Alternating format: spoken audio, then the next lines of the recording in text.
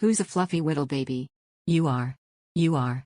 The words tumbled out of my mouth, high-pitched and sing-song, as I scratched behind Muffin's ears. She purred, obviously delighted, while I nuzzled her soft fur. That's when I noticed the little green light on my laptop was glowing. The green light. The unmute light. My heart dropped and I slowly looked up at my screen. 8 faces stared back at me in silence, their video squares frozen as if they, too, were unsure how to react. It didn't feel real. Maybe I'd hallucinated the whole thing.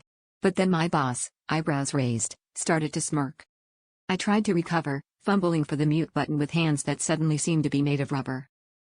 Sorry, that was, my cat, I stammered, my voice suddenly 2 octaves lower, as if I could disguise the fact it was me seconds ago sounding like a deranged toddler. No one said anything. Someone coughed. I could see Amanda's shoulders shaking, she was either laughing silently or having a fit. My boss's smirk had melted into a full grin.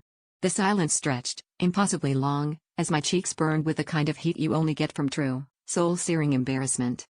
The meeting topic, which had been about quarterly budgets, was now irretrievable. People tried to move on, but every time I spoke, I caught someone glancing away with a little smile or outright giggling.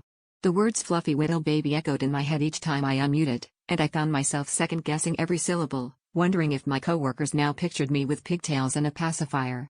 I started over enunciating all my business jargon, desperate to sound grown-up, synergy, action items, deliverables, but it all felt like a parody. Even Muffin seemed to sense disaster. She kneaded my thigh with her claws, demanding more attention, while I tried to ignore her and maintain a shred of dignity. As the meeting dragged on, my boss announced that we'd be having another call later in the week, to go over any pet projects. He winked. The chat filled with cat emojis. I could hear Muffin purring, her fur pressed against my leg, and realized she'd left a tiny patch of hair on my microphone. I brushed at it, but it stuck to my palm, stubborn and soft. The meeting ended, but the green light on my laptop lingered a beat too long, as if it, too, had witnessed my humiliation and was refusing to let me forget.